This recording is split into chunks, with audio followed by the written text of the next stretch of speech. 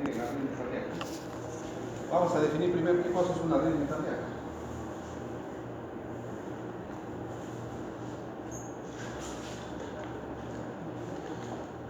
Una definición muy general sería, pues, una arritmia cardíaca sería toda arritmia, todo ritmo que es diferente al ritmo sinusal normal, ¿no es así? ¿Ya? Porque muchos consideran no el término apropiado de arritmia cardíaca, sino más apropiado sería de arritmia cardíaca. Pero bueno, como este término está tan generalizado, sigamos pues con ese nombre, ¿no? Arritmia cardíaca. Entonces todo ritmo que difiere del ritmo sinusal normal en humanos sería considerado una arritmia cardíaca. Y básicamente está dado por dos mecanismos: por las alteraciones en la formación de los impulsos, que ya hemos visto en la clase anterior, cómo se genera el impulso eléctrico para producirse un estímulo, un impulso eléctrico, y ese impulso eléctrico es estimular, ¿no? Todo el corazón. O sea, habría problemas en la formación del impulso. Y el otro problema que devenía en arritmias sería, pues, trastornos en la conducción del impulso. ¿Ya? Cuando el impulso produce problemas o encuentra problemas en cuanto a su conducción.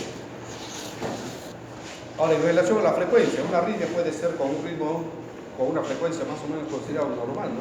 Que es entre 60 y 100. Pero puede ser acelerado, estamos hablando de taquiarritmias, o puede ser muy lento, estamos hablando de bradiarritmias. Pero el origen de la arritmia, ¿dónde puede darse el origen de la arritmia? ¿No? La arritmia puede darse en el nodo sinusal, puede darse la arritmia, ¿no? O sea, puede ahí generarse la arritmia. Pero si se genera fuera de estos, hablamos ya de focos ectópicos, ¿no? Focos ectópicos. Entonces, el inicio del impulso, dice ahí, puede ser sinusal o puede ser ectópico. Por ejemplo, a nivel auricular o a nivel ventricular, ¿no? Si se genera un impulso, va a ser una arritmia cardíaca. En la definición hablamos de mecanismos de cómo se producen las arritmias. Estamos hablando en las alteraciones en la formación de los impulsos. El automatismo, a eso se refiere el automatismo. El automatismo puede estar aumentado o puede estar disminuido. Puede estar aumentado o puede estar disminuido. Entonces ahí hablamos de problemas en la formación de los impulsos. Pero estos impulsos también tienen que ser conducidos. Entonces ahí hablamos de bloqueos, por ejemplo. O sea, no se conduce. O puede conducirse, digamos, a través de un circuito. Entonces ahí hablamos de un fenómeno de reentrada, que es el mecanismo por el que una arritmia se perpetúa, digamos. Se perpetúa. Vamos a explicar cómo es eso. El automatismo, ya ustedes entenderán, pues, la generación de potenciales de acción, que ya vimos, que puede generarse o puede aumentarse en forma normal o en forma anormal.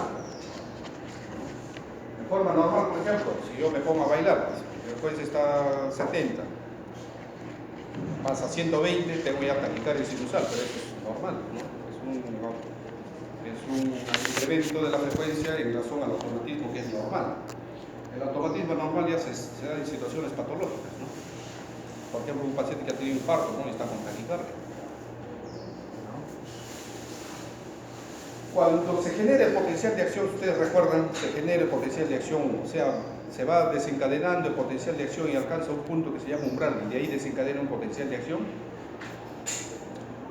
Una vez generada el potencial de acción, inicia la recuperación, o sea, la repolarización. La célula trata de regresar al estado basal previo, pero durante esta fase de repolarización puede generar otros potenciales, que si es en la fase 3, por ejemplo, o es en la fase 4. En la fase 3, si se genera otro potencial que alcanzando el umbral puede dar otro potencial, a eso se llama postpotencial precoz si es en la fase 3 y tardío si es en la fase 4. A eso se refiere, postpotenciales precoces o postpotenciales tardíos. Devienen arritmias en razón a también alteraciones en relación a la concentración iónica, ¿no? De los elementos, ya sea facilitando la entrada o de repente impidiendo la salida, ¿no? De ciertos elementos que nuevamente van a ocasionar otro potencial de acción. El impulso La conducción anormal del impulso ya es cuando un impulso empieza a circular en un circuito, entonces para eso tiene que cumplir ciertos requisitos, ¿no? Pero el impulso de repente puede no salir, se genera el impulso pero no sale, no se conduce. Entonces si no se conduce ya estamos hablando de bloqueos, ¿no? El automatismo ya lo dijimos ya, cómo es el mecanismo por el que se produce el fenómeno del automatismo. El automatismo normal ocurre en corazones sanos, el anormal ocurre en corazones enfermos o bajo situaciones patológicas, digamos, bajo situaciones patológicas, ¿no? El automatismo normal, por ejemplo, aumentado tenemos a nivel del ritmo sinusal, tendríamos, por ejemplo, una taquicardia sinusal, ¿no? Pero puede generarse en otros focos, digamos, en otras estructuras auriculares, por ejemplo. Si se genera un foco auricular, tendríamos una taquicardia auricular, por ejemplo, si es rápido, ¿no? Si es a nivel de la unión, también tendríamos una taquicardia de la unión. Si es a nivel Purkinje, una taquicardia ventricular, por ejemplo. El automatismo anormal puede aumentar en situaciones de isquemia, como ven ahí, en situaciones de isquemia, de infarto, por ejemplo, cuando hay exceso de catecolaminas, etcétera, etcétera. Hay varias situaciones que nos puede aumentar el automatismo de manera anormal. Este es el automatismo, la célula no automática, como ya les mencioné, y la célula automática tiene esta propiedad, ¿no? De esta fase de la despolarización diastólica espontánea. Ustedes ven que el automatismo más elaborado es a nivel del nodo sinusal, por eso que su frecuencia es mayor. Y a medida que va descendiendo, va perdiendo su capacidad automática. Eso es lo normal, ¿no? Pero durante la fase 3, cuando ya se está recuperando la célula, puede generar otros automatismos. Otro potencial. Y eso algunos le llaman actividad desencadenada, ¿no? Postpotenciales tempranos o tardíos. Los postpotenciales tempranos ocurren antes de completarse la repolarización, por ejemplo, en fase 2 o 3. Y las tardías ya ocurren en fase 4. Ejemplo de arritmias que se pueden generar por este mecanismo. Postpotenciales precoces, generalmente es el QT, ¿no? Los pacientes que tienen QT prolongado o alargado tienen, digamos, como mecanismo de generación de arritmias, la generación de postpotenciales precoces. Y los postpotenciales tardíos ya se pueden generar en situaciones, por ejemplo, de intoxicación por medicamentos. Por ejemplo, catecolamina, ¿no? Exceso de adrenalina, por ejemplo, ¿no? Pero la digoxina también produce estos postpotenciales tardíos, ¿no? Entonces, el mecanismo por el que la digoxina produce intoxicación es por generación de postpotenciales tardíos. Catecolamina, hay repercusión, y también el QT prolongado puede generarse por arritmia por postpotenciales tardíos, sí, también puede dar lugar. Ejemplo, por ejemplo, de postpotenciales precoces, bajos niveles de potasio, frecuencias lentas, potenciales de alquimidina. O sea, todo lo que me prolonga el QT me puede producir postpotenciales precoces. Y postpotenciales tardíos, por ejemplo, a partir de prematuros son las extrasístoles, los niveles de calcio que aumentan, los incrementos de adrenalina y la toxicidad digital, ¿no? Son los ejemplos más típicos. Aquí tenemos un postpotencial que se ha generado en la fase 3, por decir. Si esto se produce en forma repetitiva, podría tener una taquicardia aquí, ¿no? Y aquí un postpotencial es en fase 4, que si esto se produce en forma repetitiva, podría tener también una taquicardia, por decir. Y el fenómeno de reentrada ya es una situación en la que una onda, o sea, un impulso, circula, digamos, va circulando, y haciendo que se perpetúe la arritmia. Pero para eso necesita ciertos requisitos. Por ejemplo, que haya primero un circuito continuo. Aquí es un circuito discontinuo, entonces aquí nunca podría producirse una reentrada. Aquí podría producirse, pero además de haber un circuito tiene que tener otros requisitos, como es un bloqueo. Tiene que bloquearse el impulso en uno de ellos. Como en este caso, aquí se bloquea aquí, entonces el impulso desciende por este brazo, asciende por aquí, pero si este impulso está, digamos, este brazo está ocupado por este impulso, aquí se queda bloqueado. Entonces, tiene que cumplirse el otro requisito más. ¿Cuál es? Conducción lenta. Entonces, el impulso aquí se bloquea, el impulso desciende por esta vía, que es más lenta, asciende, pero al ascender, a esta vía ya lo encuentra libre. Y al encontrarlo libre, ya lo invade, entonces empieza a circular. Entonces tiene que cumplir tres requisitos: un circuito continuo, un bloqueo unidireccional y una conducción lenta en uno de los brazos. Si no cumple los tres requisitos, no se puede producir la renta. Entonces, aquí sí se producen los tres requisitos para que se pueda producir este fenómeno de reentrada. Aquí dice la entrada puede ser anatómica. ¿Qué quiere decir anatómica? Que las estructuras por donde el impulso circula existen. El nodo A o B, las de His, Fibres de Purkinje y una vía accesoria, por ejemplo, un Wolff-Parkinson-White, ¿no? Entonces esas estructuras existen. Y funcional le llaman, por ejemplo, cuando hay una disociación de los grupos celulares de una misma estructura en dos bandos, por decir, ¿no? Por ejemplo, al nivel del nodo auriculoventricular. A nivel del nodo auriculoventricular, estas células, por decir, se ponen más lentas y estas más rápidas. ¿Ya? Pero si ustedes lo analizan microscópicamente, las células son iguales, no hay ninguna diferencia. Solo que adquieren características electrofisiológicas diferentes que hacen que estas se pongan más lentas, estas más rápidas.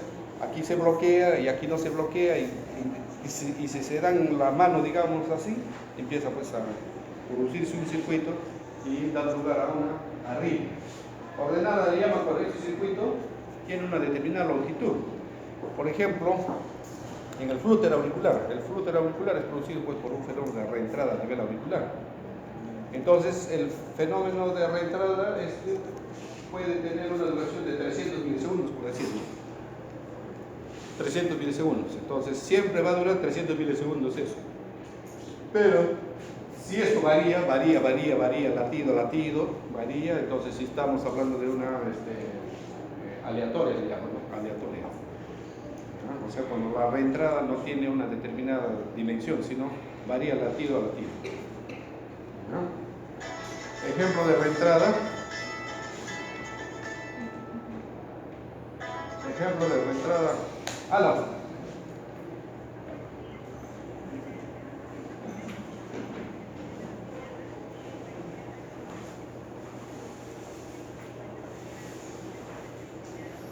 Ya, mira, ahora a las 10 de la mañana uno y el otro a las 12 de la tarde. Ajá, bien. Ya. Entonces, taquicardia recíproco-autodrómica, por ejemplo, es una reentrada en el Wolff-Parkinson-White, ¿no? Intranodal, por ejemplo, el nodo, como ya les estaba mencionando, por reentrada entre rama y rama. Por ejemplo, mi rama anterior con la rama derecha, por ejemplo, es una taquicardia ventricular, ¿no? Taquicardia ventricular también puede darse por reentrada, ¿no? Por reentrada. El flúter auricular por reentrada. La taquicardia ventricular, por ejemplo, tenemos en una situación de infarto, por ejemplo. Tenemos la cicatriz, el borde de la cicatriz es de circulación o de conducción lenta y el borde viable es de conducción rápida. Entonces, entre rápida y lenta puede establecerse un circuito y ser un foco de arritmia.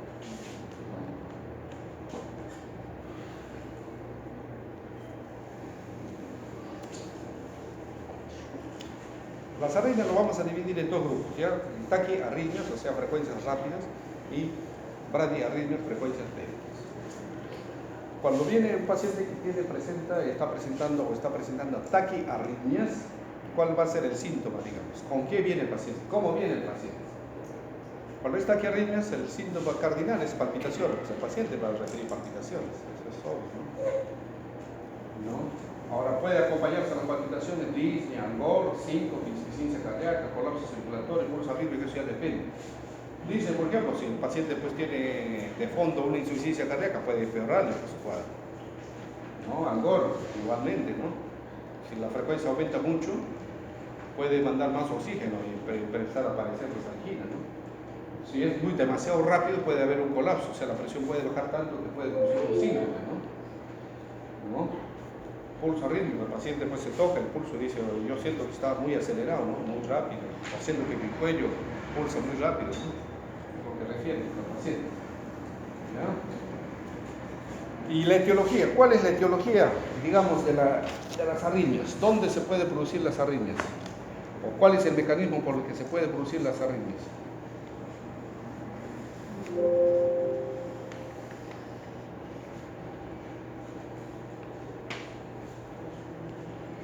Las arritmias pueden producirse en corazón sano, perfectamente sano, claro que sí. ¿Ya? O sea, asociados a paroxísticas o crónicas, o sea, arritmias paroxísticas quiere decir arritmias que vienen y se van, ¿no? Y las crónicas ya es permanente en individuos sanos, dice, ¿no? O sea, sin enfermedad cardíaca puede presentarse. Por ejemplo, el Wolff-Parkinson-White, taquicardia por reentrada en el nodo, la fibrilación auricular aislada, ¿no? Síndromes con QT congénitos, la taquicardia ventricular paroxística, por ejemplo, en jóvenes, ¿no? Puede presentarse eso. Después tenemos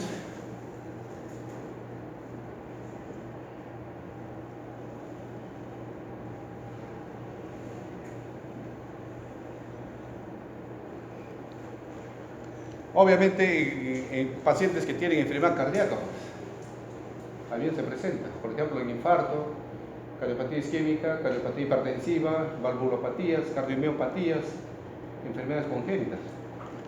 O sea, las enfermedades cardíacas en general pueden tener arritmias, por supuesto. ¿No?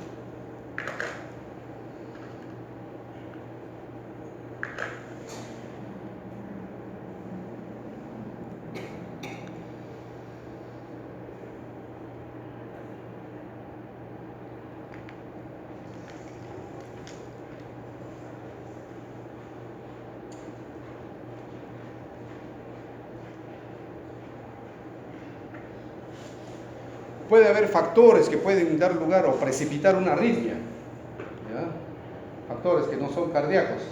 Por ejemplo, una infección, una sepsis, puede dar lugar a arritmias, ¿ya? La anemia puede dar arritmia, shock, la hipotensión puede generar arritmias, sobredosificación de fármacos puede generar arritmias, alteraciones electrolíticas puede generar arritmias, claro que sí. Desórdenes endocrinológicos pueden dar arritmias, por supuesto. Las enfermedades tiroideas pues, son las más asociadas a arritmias, ¿no? El feocromocitoma y el hiperparatiroidismo también pueden generar arritmias. Después, ¿en qué otras situaciones pueden darse las arritmias?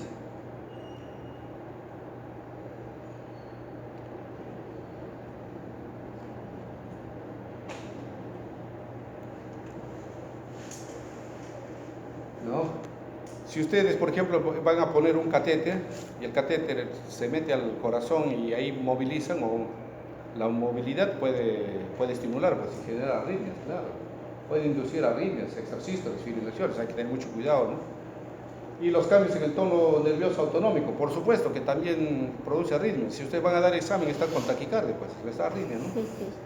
Claro, y algunos de repente tienen hasta extrasístoles. ¿Ya? Ahí hay influencia del sistema vagal y del tono adrenérgico. Si el tono adrenérgico está aumentado, pues tendrán palpitaciones, extrasístoles. Y si el tono vagal está aumentado, más bien ahí sí va pues más para bradiarritmias, ¿no? Va más para bradiarritmias. Como les decía, según la frecuencia cardíaca hay que clasificar en taquiarritmias y bradiarritmias. Taquiarritmias, mediante la forma del QRS, pueden ser QRS anchos o estrechos. Y las bradiarritmias pueden ser de origen sinusal o a nivel del nodo auriculoventricular. Vamos a ver.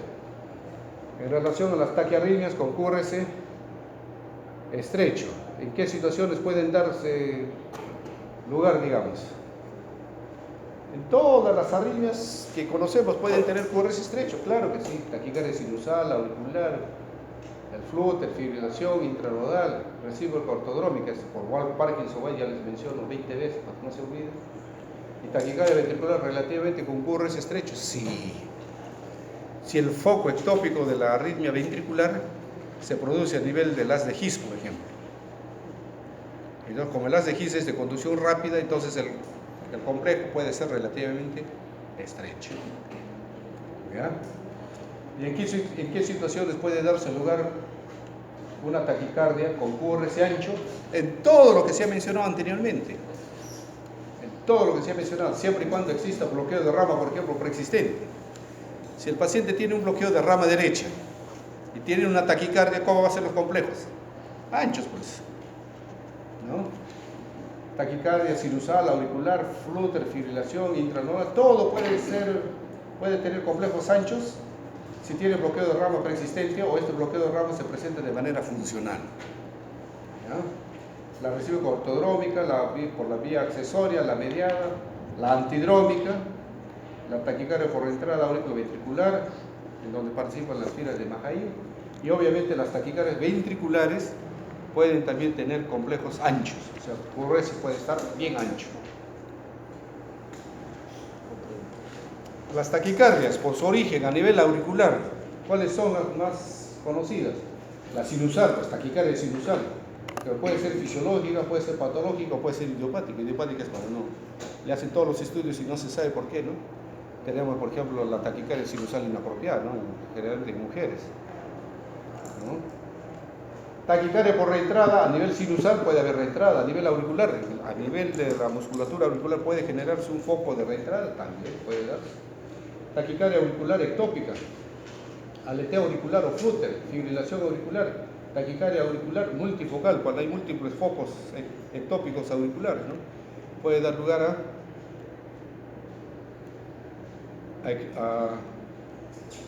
a múltiples ectopias auriculares que si estos se despolarizan pues con la frecuencia aumentada puede dar pues una taquicardia auricular multifocal, ¿no? Y a nivel otras arritmias en donde la unión, o sea el nodo auriculoventricular es muy importante para que esta arritmia se produzca. Tenemos por ejemplo el ejemplo clásico típico es la taquicardia intranodal, ¿no? Se produce dentro del nodo auriculoventricular. De la unión auriculoventricular, esto es por reentrada, esto es por automatismo. Aquí es taquicardia en las que participan vías accesorias. La ortodrómica es por la vía accesoria, ok. Antidrómica también es Kane, pero al revés. Este es ortodrómica, es así, y este de acá es al revés. Primero es Kane, nodo auriculoventricular. Después tenemos la salud antidrómica, auriculoventricular por Mahain, la taquicardia auriculoventricular incesante. Esto se refiere ya a una vía accesoria, pero de conducción bien lenta, ¿no? Un giro lento, que hace que la arritmia se perpetúe. Ahora he visto dos casos de eso nada más, hasta ahora. Es raro, no es común. Y los que tienen a nivel, las arritmias que tienen su origen a nivel ventricular, tenemos aquí la amplia clasificación de arritmias de origen ventricular. Pasando por los extrasístoles, parasístoles, monomorfa sostenida, no sostenida, polimorfa, torsade de Point, repetitiva o monomórfica y salvas, de Galavardín, fascicular, catecolamín, bidireccional, de la displasia hermógena del ventrículo derecho, flúter, etcétera, etcétera, etcétera. Cada uno tiene sus características y cada uno tiene su manera de verlas y tratarlas incluso, ¿no? Entonces, de aquí ya pasamos al diagnóstico. ¿Cómo hacemos el diagnóstico? El diagnóstico es, desde el punto de vista del diagnóstico, hablamos de la electrocardiografía, o sea, el electrocardiograma, y también pues tenemos que aplicar nuestro criterio clínico. Entonces, en el caso de una paciente que viene con una taquiarritmia, viene a la emergencia, ¿qué le van a hacer? Tomar su electro, pues eso es fundamental. Y el electro que van a ver, primero tienen que ver el QRS, pues cómo es ancho o estrecho. Por eso dice, ¿la apariencia es normal del QRS o no? Si es ancho o estrecho, ya les hace pensar, ¿no? Y ahí hay que ver si hay ondas P, ¿no? Si hay ondas P o no hay ondas P. Y si hay ondas P, ¿cuál es la relación con el complejo? Si hay una relación 1-1, o sea, P QRS o QRS y P separados, digamos, cada uno latiendo por su cuenta, ¿no? Y lo otro sería perdón, ya mencioné los tres. Esto es fundamental, ¿no? Si el QRS es ancho o estrecho. Si es ancho, caramba, ahí sí ya les pone cabezones. ¿Por qué? Porque estaríamos frente a una situación de una taquicardia ventricular o puede ser una supraventricular con contusión aberrante, como ya hemos mencionado. Porque todas las taquicardias supraventriculares también pueden tener complejos anchos.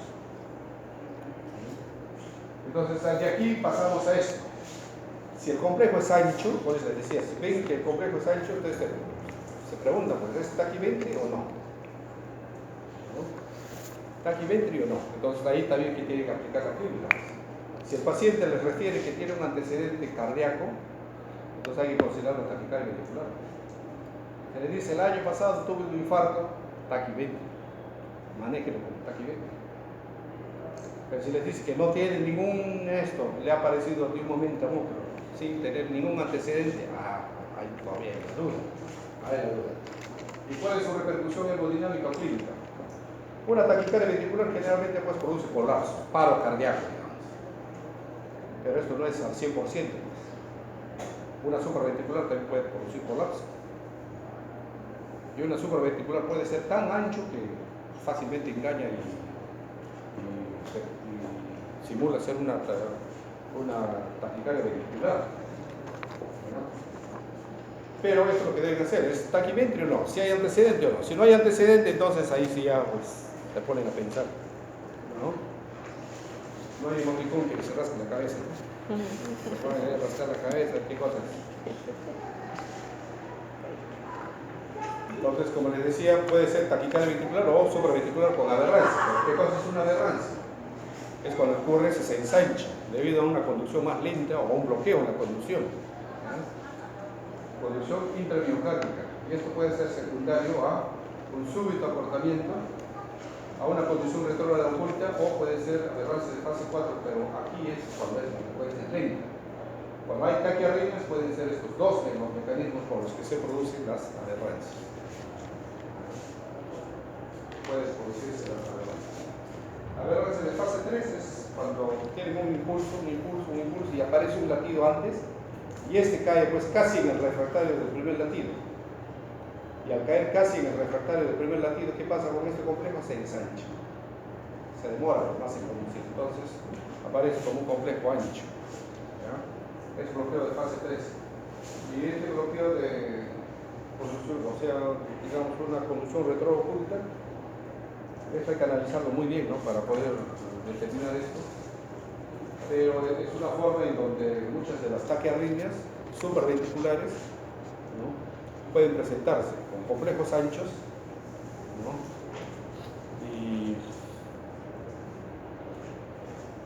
Y este mecanismo muchas veces lo perpetúa, digamos, esa anchura. Entonces ustedes pueden darse cuenta, por ejemplo, si la taquicardia es ancho, complejo, ancho, y en un momento a otro de repente el complejo se adelgazó, ¿no?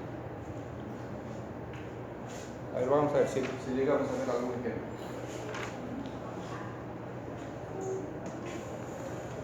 Y desde el punto de vista clínico, desde el punto de vista electrocardiográfico, ustedes analizando eso tendrían pues, o deberían de tener la capacidad de decir si estamos frente a una taquicardia ventricular o supraventricular con aberrancia. Para eso le asocian pues, el examen físico. ¿Y el examen físico qué tienen que buscar? Signos de disociación auriculoventricular. Pues. Signos de disociación auriculoventricular. ¿No? Hay signos electrocardiográficos que cuando ya ustedes ven en el trazado les definen que estamos frente a una taquicardia ventricular. Por supuesto que sí. Si hay latidos de fusión, si hay latidos de captura y hay disociación auriculoventricular. La disociación auriculoventricular aquí lo ponen como una tercera opción, digamos, porque la disociación auriculoventricular también puede darse de las arritmias supraventriculares, por si acaso. Puede darse, pero si ven latidos de fusión, ven latidos de captura y hay disociación auriculoventricular, pues es taquicardia ventricular, ahí sí ya no hay duda. O si no, se puede basar en estos algoritmos. Este es el algoritmo de Brugada que ya tiene algún tiempo, pero es muy bueno este algoritmo, ¿no? Si ustedes ven complejos anchos, ve pues, precordiales, si hay ausencia no de R's, si hay ausencia de R's en precordiales, o sea, estamos hablando de V1 hasta V6, no hay R's, esa es taquicardia ventricular, 100%.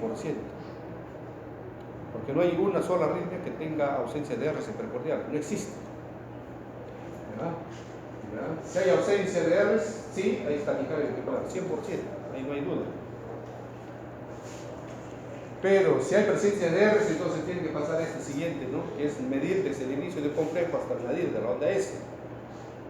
Si es mayor de 100 milisegundos, considera una taquicardia ventricular. Si no, tiene que pasar al siguiente paso, si hay disociación auriculoventricular.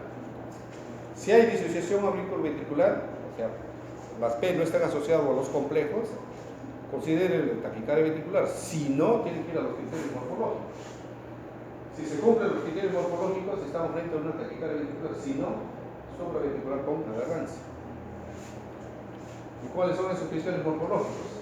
Tenemos el patrón bloqueo de rama derecha, ¿no? Si tiene un patrón monofásico o bifásico, ya sea inicial o terminal, con S profundo en V6, es taquicardia ventricular.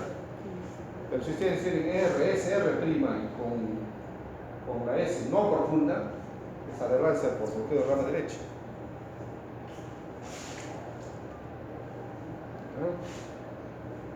Y si el patrón es bloqueo de rama izquierda, ustedes vean, digamos, la onda R inicial va a ser ancha, empastada, el descenso va a ser lento, mediado, y aquí si mide va a ser más de 100 milisegundos, y acá empieza con Q, en V5, V6.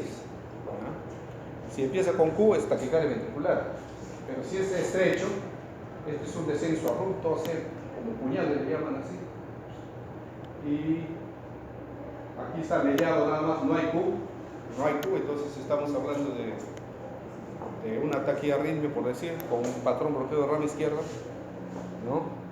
Por aberrancia. Y los signos de disociación auriculoventricular son, por ejemplo, la presencia de ondas A en cañón, ¿no? Las ondas A en cañón,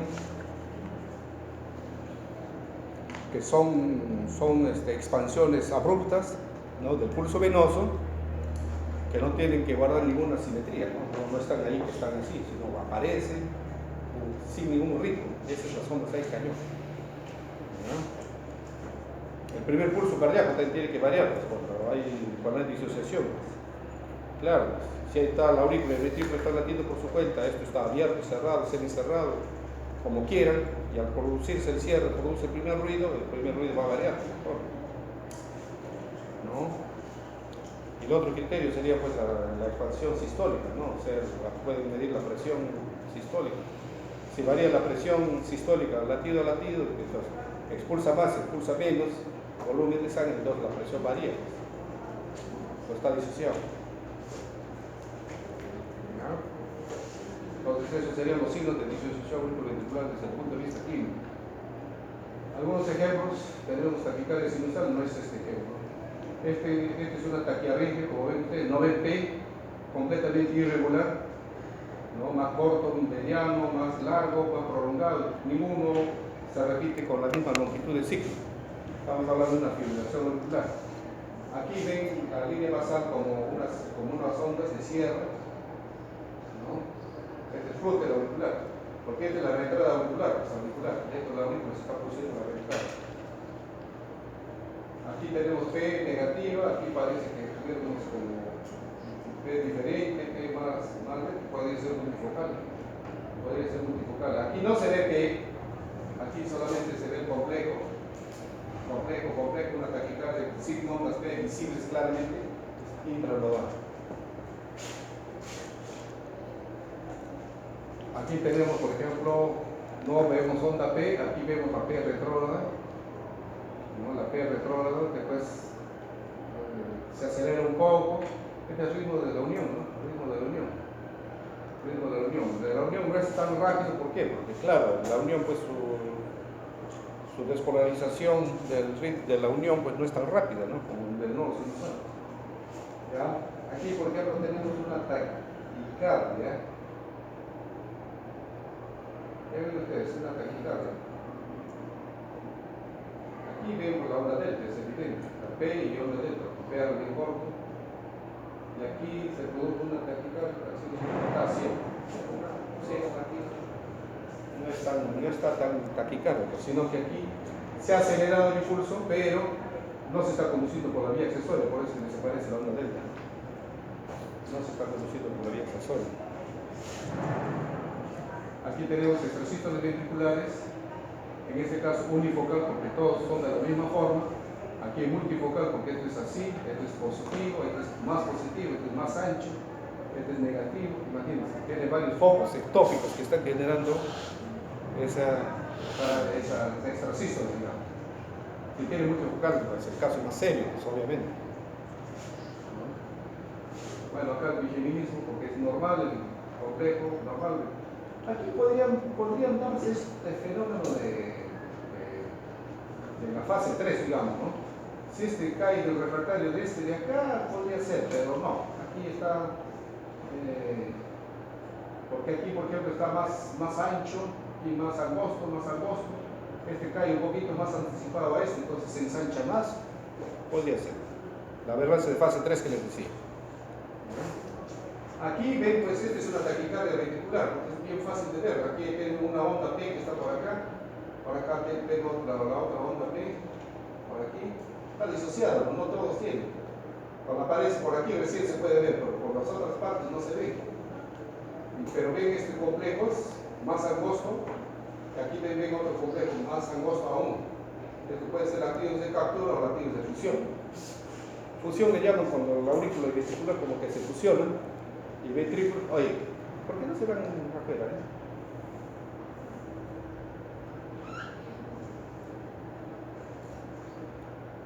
Si vienen aquí a hablar, a estar con su celular, entonces mejor váyanse pues.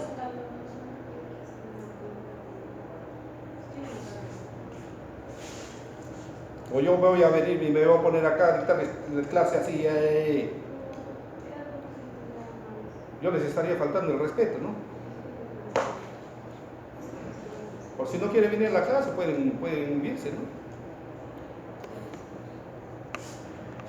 Entonces este es el latido de captura y el latido de fusión. Como les decía, fusión es cuando se fusiona una supraventricular con una ventricular, entonces medio angosto y medio ancho. Y captura es cuando es prácticamente casi normal, ¿no? Se ha adelantado. Este es dorsal de cono típico, un flujo ventricular y una fibrilación ventricular. Aquí está el paciente del paro cardíaco, pues, obviamente. ¿No? La prueba de arriba va a ser para la siguiente clase, ¿no? Vamos a ver.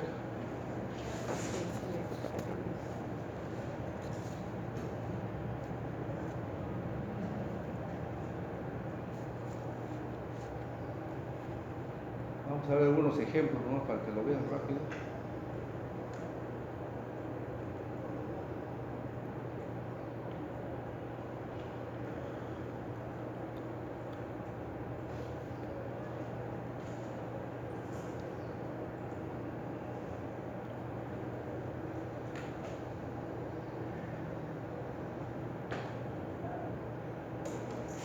Vamos a ver acá algunos ejemplos para que vean.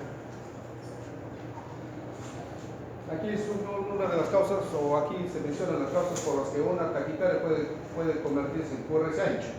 Por ejemplo, acá el impulso desciende, ¿no? Por la rama izquierda, normal, pero por la rama derecha hay un bloqueo. Entonces el patrón de esta taquicardia sería con un patrón bloqueo de rama derecha. Está bloqueado ahí. No, esta es una taquicardia ortodrómica, la vía accesoria, ortodrómica, pero con bloqueo de rama derecha. Por ejemplo, una taquicardia que va por la vía accesoria, por ejemplo. ¿Y por qué por la vía accesoria puede ser bien ancha? Porque el miocardio auricular y ventricular pues, es de conducción lenta, ya lo hemos mencionado. La musculatura es de conducción lenta y no puede producir un impulso cuya conducción sea pues, muy ancho, digamos. Esta es la antidrómica, o sea, el impulso desciende por la vía accesoria y asciende por el nodo AB. Antidrómica, reentrada, estamos hablando ya aquí, reentrada. Este es Majaín, una reentrada y obviamente taquicardia ventricular, ¿no? Todas estas situaciones pueden producir complejos anchos. ¿Ya? Vamos a ver. Ya su patrón ya lo vimos. Vamos a ver este ejemplo, por ejemplo. ¿Qué vemos aquí? Un ritmo sinusal, no está muy claro, pero bruscamente hace esta taquicardia, pero comienza con 3 complejos ensanchados. Entonces, aquí es supraventricular o ventricular para estos 3 complejos. Pero si vemos estos tres complejos tienen la anchura diferente, ¿no? Más ancho, menos ancho y más esto, como que se va acomodando, ¿no? Más ancho, un poco más ancho, menos ancho y aquí ya se va acomodando ya como debe ser. Entonces, esto es tolerancia de fase 3, por si acaso, ¿no? ¿Por qué? Porque este ha caído muy anticipadamente al refractario de este impulso, entonces se ha ensanchado. Este cae al refractario de este de acá y se ensancha. Este de aquí al refractario de aquel se ensancha. Pero este de aquí ya no cae en un refractario de este, entonces ya pasa como normal, ¿no? O sea, el periodo refractario se va modificando, digamos, de manera que se va acomodando y ya empieza ya el ritmo, cuyo complejo de aquí es bastante similar a este de aquí, ¿no? Es averaje de fase 3. O aquí también lo pueden ver, ¿no? Por ejemplo, aquí cuando tienen extrasístole, por ejemplo, acá en V1 podemos ver. Este es el complejo normal, el extrasístole, el complejo normal, aquí hay un extrasístole, complejo normal, extrasístole. Y ven cómo varía de morfología, este es diferente, este es diferente y este es diferente. Eso difiere en razón a qué? A la proximidad del complejo. Si este aparece más cerca, más aberrado va a ser. Si se aleja del impulso, va a ser menos aberrado.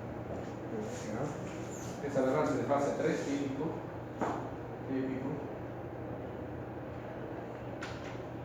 Este es conducción retro-oculta. Aquí ven el impulso sinusal, parece, sube uno, sinusal.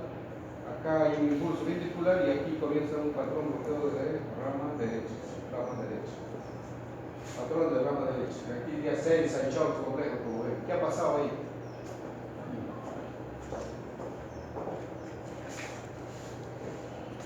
Vamos a ver esto así. Aquí vamos a ver el nodo sinusal, ¿no? Aquí el nodo auriculoventricular y aquí el ventricular. Vamos a ver del extrasístole nada más, ¿no? De acá es sinusal, se impulsa el nodo sinusal acá y pasa acá, entonces tenemos P y complejo. Aquí tenemos un extrasístole ventricular, que sería este de aquí. Y el siguiente es sinusal también, sí, pero con bloqueo de rama derecha. ¿Qué pasa el siguiente? Sinusal, pero pasa con bloqueo de rama derecha. Pues acá se ha bloqueado. ¿Y por qué se ha bloqueado? Porque este el impulso, el ectópico ventricular ha invadido esto. Ha invadido la rama derecha. Entonces, al descenderlo, encuentra la rama derecha ocupada por este impulso, entonces se bloquea y se conduce por la rama izquierda.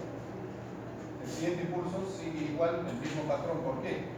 Porque sigue bloqueado acá, ¿por qué? Porque de la rama izquierda ha invadido ya esta rama, por eso se llama conducción retro-oculta.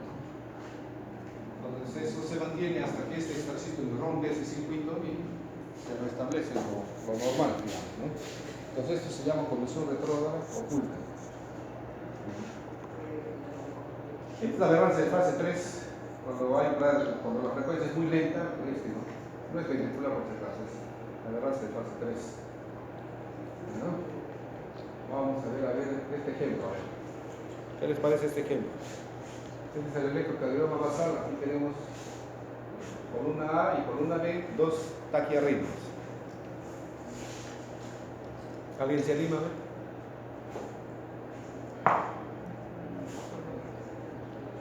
Hay que aplicar por lo que hemos aprendido. A ver, ocurre la columna A primero, ¿es ancho o estrecho? Ancho. ¿Hay ondas P o no hay ondas P?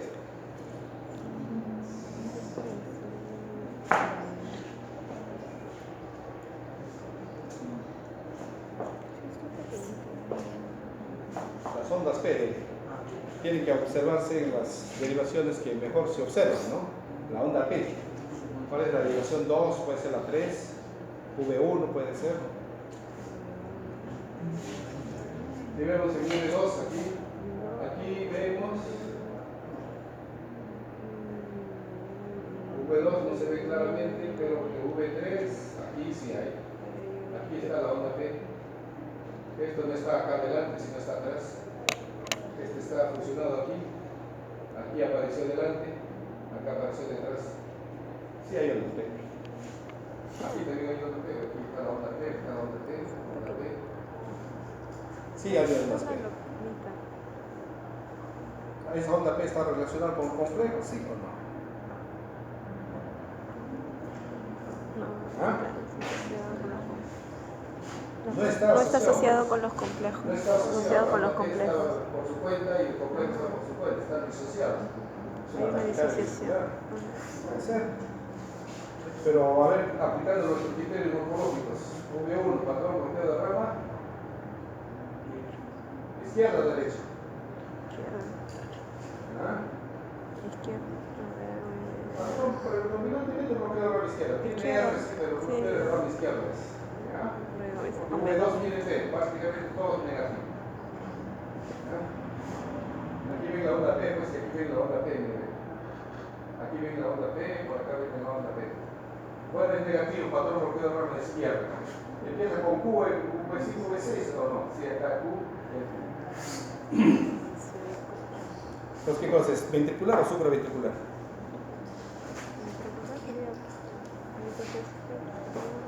¿Ah? Ventricular. El ventricular por agarrarse Hacia con la rama izquierda. Es una taquicardia ventricular. ¿Y ese de acá arriba qué les parece? ¿Hay ondas P o no hay ondas P aquí? También hay ondas P, aquí ven la onda P, aquí ven la onda P, aquí está la onda P, aquí está la onda P. La onda P, aquí se ve. En el V1 a ver si se ve. Aquí se ve la onda P, acá hay una mosquita que no se repite en otro, no, aquí se repite. Aquí se repite. Aquí está la onda P, aquí hay una onda P, aquí no se ve claramente. Está disociada la onda P. Está disociada por completo. Es una taquicardia ventricular, pero veamos el patrón del bloqueo de rama derecha. Aquí tiene el bloqueo de rama derecha. Onda monofásica, bifásica aquí, pura S prácticamente aquí. S. Criterio morfológico, ¿se cumple para una taquicardia ventricular? Sí. Patrón bloqueo de rama derecha. Pero ustedes vean pues el electrovasal.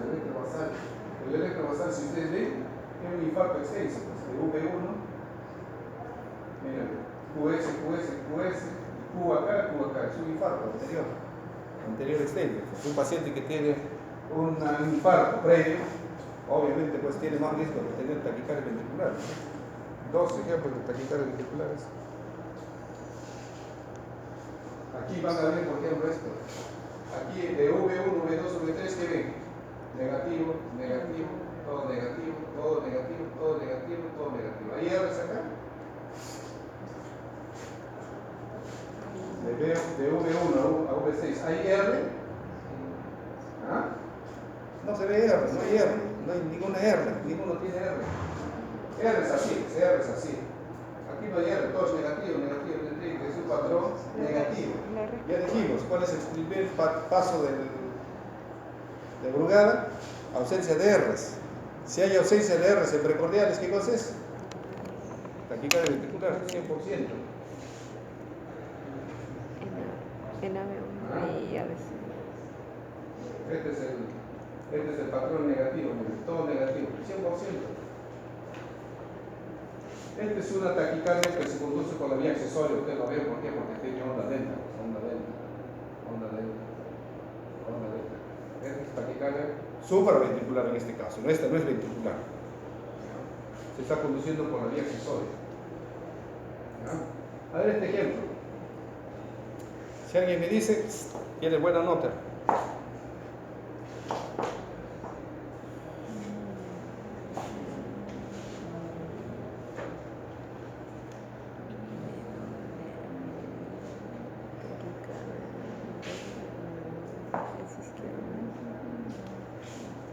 Pero vean pues, compremos anchos o estrechos. ¿Hay P o no hay P? ¿Sí hay P o no hay P? ¿Ah? En el 2 ¿Sí hay P? ¿Dónde está la P? A ver, menciónenme. en el 2 hay una lógica. En el 2, el 3. En el 2 y el 3. ¿Hay P? Sí, acá hay una P. Ajá, ahí ven chiquitito. Por otro lado no veo P, claramente. Acá veo una onda.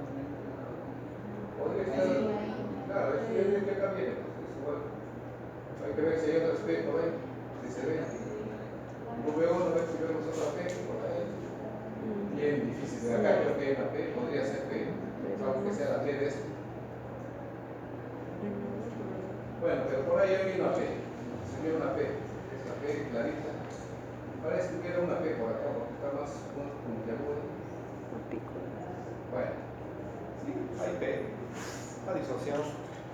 O si los P's aparecen pues con complejo correcto, obviamente no se va a ver, ¿no? ¿Qué más? ¿Qué otra cosa ves? ¿Qué más? ¿No se da cuenta de estas ondas? estos complejos. Este complejo de acá, este complejo de atrás. ¿Qué son estos complejos? ¿Ah? Zona de fusión, o sea, de captura. Así como están yendo por arriba. Y además tiene un patrón bloqueo de rama derecha, como ven acá, con esos profundos acá. Taquicardia ventricular. Taquicardia ventricular. ¿Ya? Acá tiene un patrón bloqueo de rama derecha, sin heces. Este es aberrancia, por si acaso, aberrancia. R arriba acá. Acá es diferente, complejos anchos, con heces profundas, patrón bloqueo de rama derecha igualmente. Taquicardia ventricular aquí sí. Acá es patrón bloqueo de rama izquierda, como ven ustedes, puñal, bien esto, no hay Q acá, pero aquí sí hay Q, miren, Q, complejo ancho acá, y el descenso bien lento. Taquicardia ventricular. Muy bien. Deme la lista.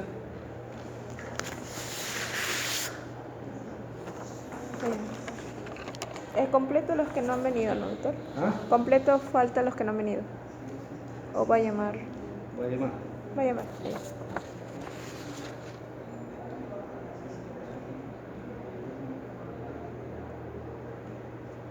Ya está. A ver, vamos a ver.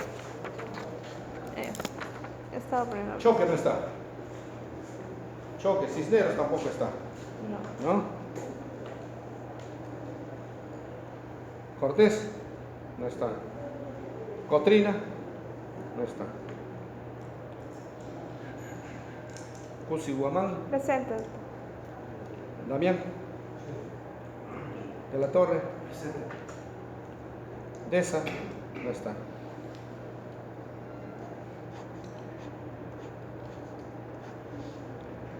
Enrique González Espinosa, Presente.